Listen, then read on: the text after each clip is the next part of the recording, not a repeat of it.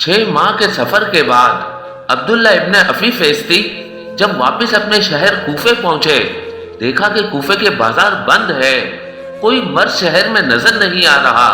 उसने सोचा शायद कोई बीमारी आई है जो हर कोई छुपा हुआ है। जैसे ही अपने घर पहुंचा तो अपनी बेटी से पूछने लगा, बेटी कूफे वाले कहाँ चले गए? उसकी बेटी कहने लगी, बाबा थोड़े ही फासले पे एक बयाबां है जिसको कर्ब बला कहते हैं, वहां किसी बागी ने हुकूमत के खिलाफ खुरूज किया है और यजीद का हुक्म है जो मर्द उस बागी को कत्ल करने के लिए मैदान में नहीं आएगा तो उसका सर तन से जुदा किया जाएगा। बाबा आप भी जल्दी चले जाएं, कहीं कोई मुखबरी ना कर दे। अब्दुल्ला ने सोचा ये कौन बागी है जिसको मारने के लिए इस तरह से लोगों को ले जाया जा रहा है।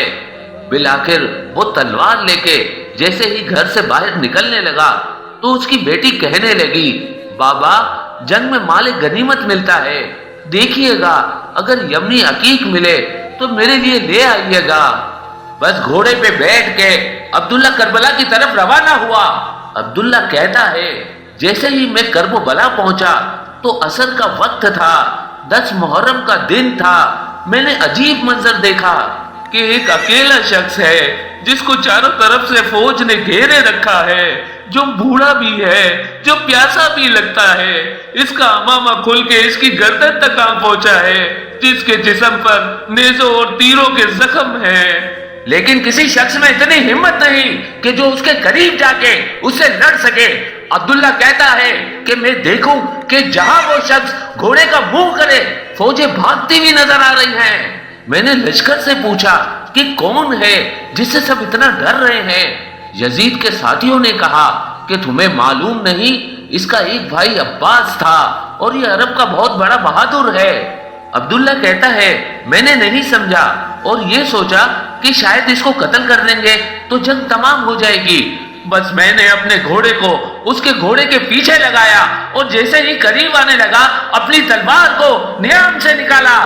इतने में वो शख्स मुड़ के मुझसे कहने लगा, ए अब्दुल्ला सलाम हो तुम पर। और फिर उस शख्स ने अपने हाथ से एक अंगूठी उतारी और कहा, जाओ अपनी बेटी को मेरी तरफ से ये यमनी अकीक देना और ये बताना कि मैं बागी नहीं बल्कि रसूलुल्लाह का नवासा हूँ, बीबी फातिमा ज़हरा और इमाम अली का बेटा हूँ। अब्दुल्ला हाथ जोड़ के कहता है, ऐ मेरे मौला मुझे माफ कीजिएगा, मुझे मालूम नहीं था, मैं भी आपके कदमों में कुर्बान होऊंगा।